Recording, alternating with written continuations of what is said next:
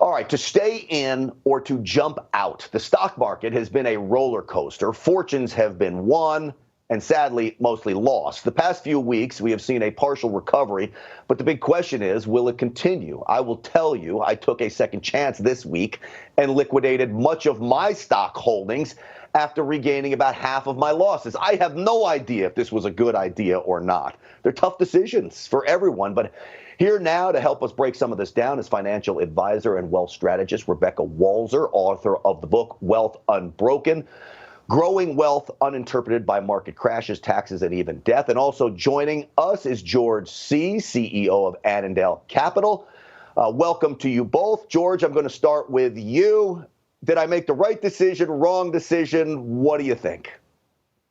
Well, Grant, that's the question everybody's asking right now, isn't it? At times like this, everybody gets upset stomach every time they look at their account statements in the stock market. I think the reality is every investor's got to get their allocation right for them.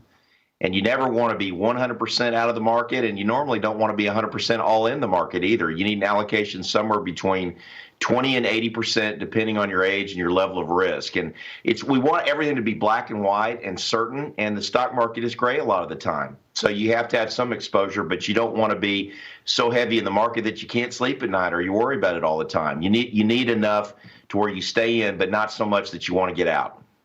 All right, so you just said the key there, and I remember back in my old days, I worked for AIG as a floor trader on the commodities exchange, and this is going a way back. But I read a book called Reminiscences of a Stock Operator, and Rebecca, one of the lines I always remember was, don't invest so much that you can't sleep at night. Lower down your holdings to the point that you can actually rest easy. Correct or not, Rebecca Walser?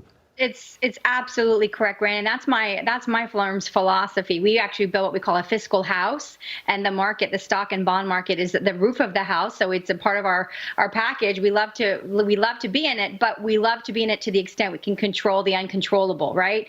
And if the roof blew off of the house, we still have a wall and a foundation. We still have a bed inside the house we can sleep in. Might get a little bit wet, a little bit of a storm, but yeah, that's exactly right. And it's exactly what George just said.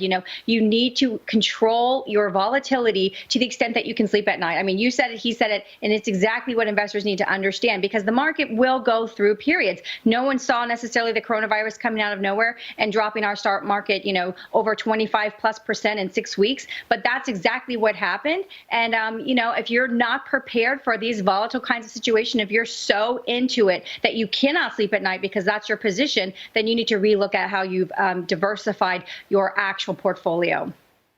All right, George, so I'm doing my best to bring some millennials in to start watching this program. Our audience tends to skew a little bit older here on Newsmax, and we're working on changing that. But my question is, you've got your 401ks, you've got your retirement accounts. Say you're over 65, you're retired, and you've just watched half of it disappear, come back a little bit. What do you do when you're at that age and it's so frightening to really not have any control whatsoever of this? Let's say somebody is 65 and they're retired and they're not working anymore, and they were overly aggressive and they were more than 70% in the stock market, maybe 100% in the stock market, and they have been having trouble sleeping at night. Well, right now, what you just did this week is what they should be doing. They should be trimming and cutting back, because they got a 33.8% bounce off the bottom of 2,200 on the S&P only last month. I mean, it was late March when this happened a month ago. So they have a gift to be able to cull back their allocation where they can stay in the market.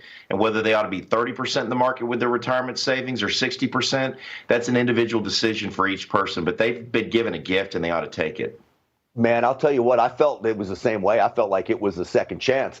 Rebecca, here's another amazing story. I had a rental home that went on the market April 1st. Of all times, my tenants, who are my very good friends, said they're moving out. I had said, hey, I think I'm going to sell it. Take your time. And they tell me we're moving out April 1st. Do you know my house sold in one day here in Texas? One day. I think that's a sign that maybe we survived some of this real estate-wise, Rebecca.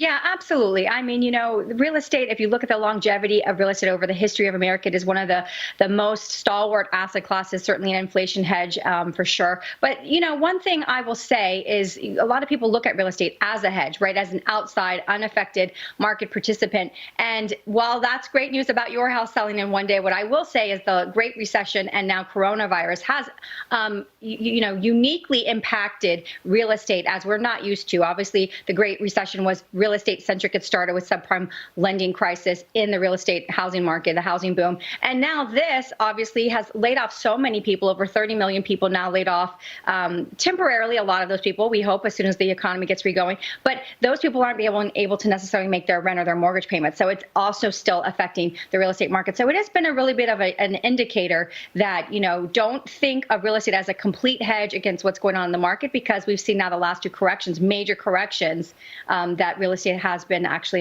involved in it.